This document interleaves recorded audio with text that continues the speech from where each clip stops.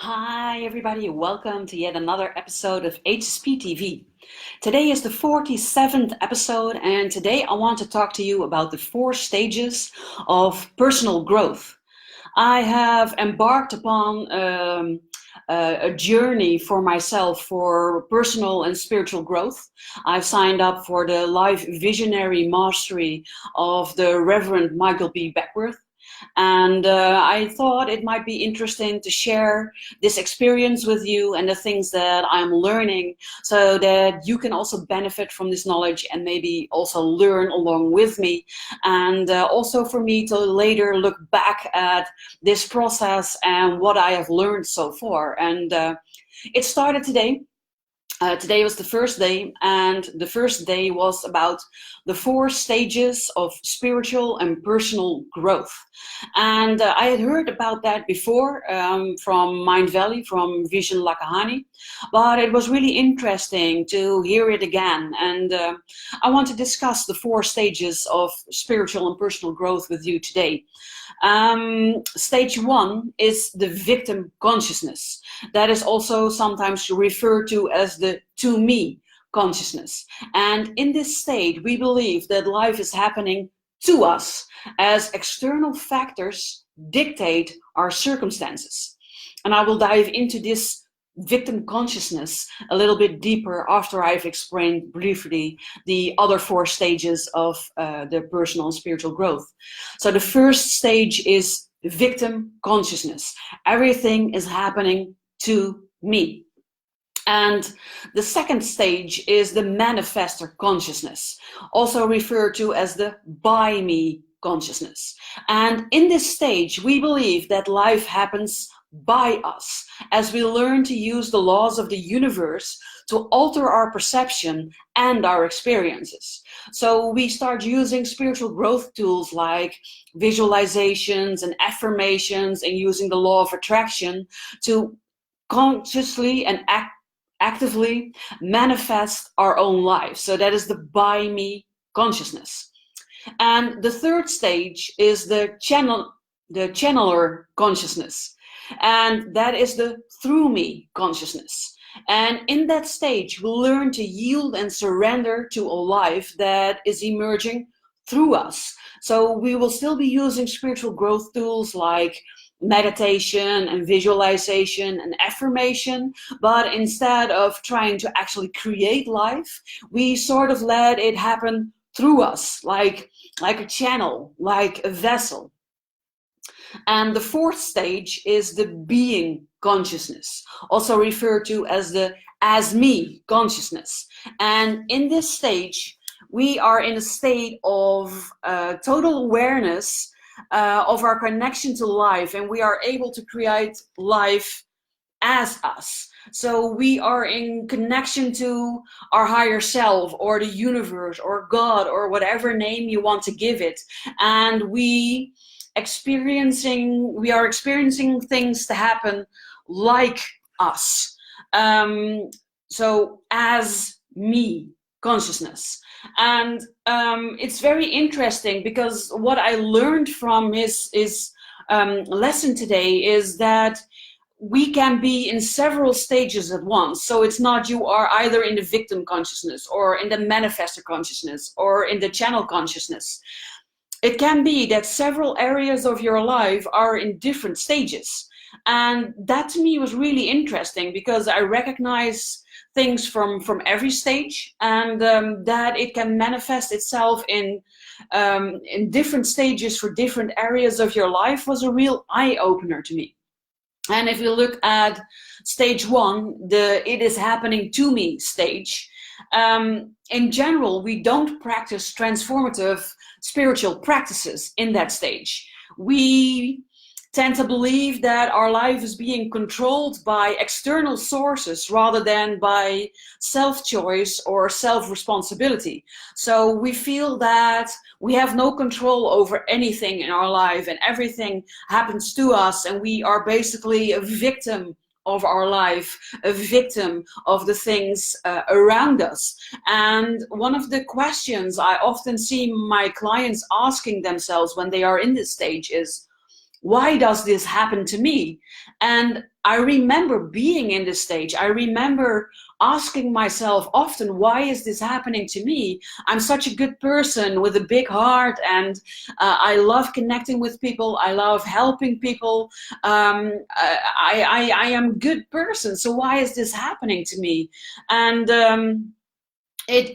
the victim consciousness is the opportunity to give up blame and to give up shame. It's the opportunity to take matters and life into our own hands. Because yes, sometimes things happen to you, but it is the way you respond to it that matters. You can either act like, oh, I'm a helpless victim and this is all happening to me and I don't know what to do, or acknowledge, yes, this is happening, but I have a choice in this.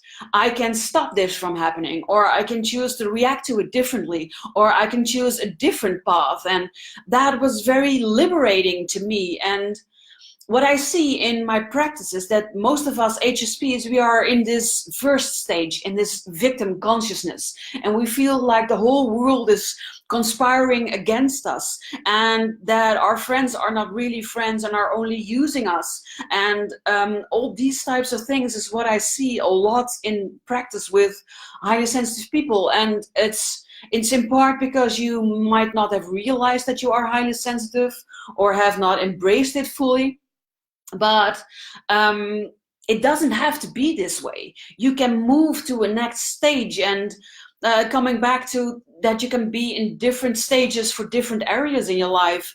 If I'm being completely honest, I am still in the victim stage when it comes to relationships.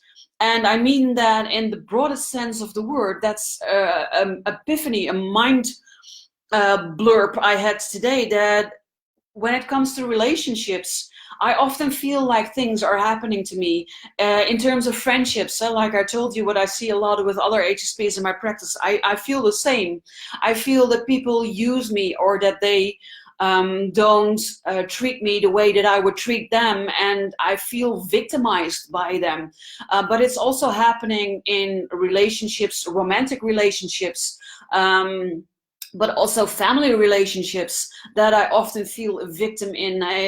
You probably know about bad relationship that I had with my dad, and the abuse that I suffered through him, which is victim consciousness, but also my mother not being there. And it's, I realized that in that area of my life, I'm sad to say, I'm still in the victim mode. And I hope that by taking this quest, by doing this journey with Michael Beckwith, that I am able to grow and to leave that stage behind in this area.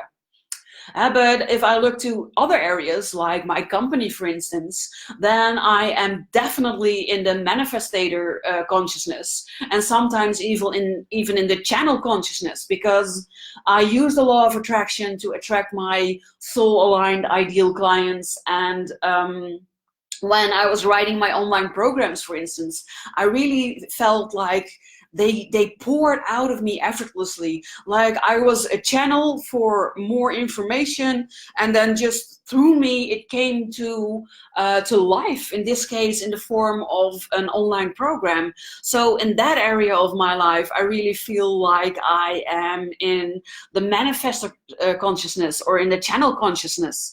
And the same goes also for my personal growth and the things that I'm learning about myself, the way that I'm able to shift, and the way that I am able to learn from my mistakes and to shift through them, is a totally different experience than what I'm experiencing when it comes to relationships. Because the manifestor consciousness is the by me consciousness. And in that consciousness, we make effective use of the law of manifestation, or the law of attraction. And thus we have a sense of control over our lives, of control over the things that end up in my life, and the things that I want to create in my company, the ideal clients I want to attract, but also the events or the things that I want to win if I enter a contest. These are all manifestator consciousness related things that are happening in my life. And what I often feel like I am thinking is I can use the law of manifestation, or I can use the law of attraction to attract everything I want in my life. And this gives us the opportunity to control and uh, to have like this sense of power. But it's more like we can manifest what it is that we actually want in our lives, and that's one of the things that I'm actually teaching also actively in my practice. And if we then look at the channel consciousness, the through me consciousness, it's more like being aware of being a vehicle or a conduit or a channel to which things can come to life, things that come from a higher purpose or a higher self, or it's the things that we generally describe as being in flow, the things that happen effortlessly, the things or the ideas that pop up in your head about, oh, this is a product I'm going to create, or this is something that I just have to do. You don't know why you have to do it, but you, in every fiber of your being, you feel this is what I have to do. And when you're in that state of consciousness, you're in the channel consciousness, and it kind of feels like your higher self or God or whatever you want to call it, it is expressing through you and in you, but also as you. And it's, you sense just a little bit of separation from that higher self when you're in this consciousness. And it gives us the opportunity to give up on ego, and also the sense of separation from your higher good or your higher self or the universe, and to become one with it, that you're on your way to become one. And that is the final stage, the fourth stage, the being consciousness, the as me stage. And when you're in this stage, you have a self-realized sense of your absolute oneness with your higher self, with the universe, with God. And there no longer is your egoistic self. There no longer is shame or guilt or anger or frustration. You are one with what you're meant to be here, one with your higher self, one with a divine being, one with life, basically. And you can think, I am one with God, one with the universe, and there no longer is any separation between you and the universe, or you and your higher self, or you and God. And this gives you the opportunity to experience like a limitless awareness. And that is what I think most of us want to be at, because it's, if I look at Michael B Beckwith, for instance, there is just this peace and this tranquility that emanates from him. And the same is with the Dalai Lama, for instance. And they are on such a beautiful spiritual path that the things that bother me still, and that probably are bothering you, like the meaning of the what other people think about you, or how they treat you, or what they say about you, it all falls away. And I think that when you enter in that stage, there's just this peace, this yeah, just effortlessness, just being life itself. And I've never experienced it, but when I look like at people that are in this stage, it's so incredibly attractive. So it opened my eyes to what is possible, and also what your present situation is. And I always thought that it was a linear process, that you were first in the victim consciousness, and then in the mediator consciousness, and then in the channel consciousness, and to hopefully finally end up in the being consciousness. But the biggest eye-opener of today's lesson to me was that it is possible to be in all of these consciousnesses at the same time, but for different areas of your life. Like what I described, I'm in the victim consciousness when it comes to relationships, all types of relationships, but I am in the manifestor and the creator and the channeler consciousness when it comes to my business, for instance, and how I want things to be in my life and the things that I'm manifesting. And sure, of course, I have lapses that even in business, you fall back into the victim consciousness, but you become aware of that happening fairly quickly, and then you're able to pick yourself up and to propel you again towards the manifestor and the channeler consciousness with the right tools and the right mindset. And that's what life is about, I think.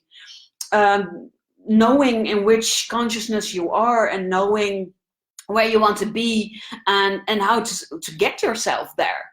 So yeah, it's an incredible first day already for this journey. And yeah, I wanted to share it with you because it's so powerful, and I hope that you can learn from me learning as well. And it's what I want most of all for you and for my clients to learn from this journey as well. So I'm going to try to share each day, each step of my journey with you guys in HSP TV episodes. And yeah, this was today's episode. So if you're watching live, it would be great if you could let me know that you're here. And if you're watching this in the replay, then it would be great if you could type in #replay and then your name and maybe what you learned from this session for you.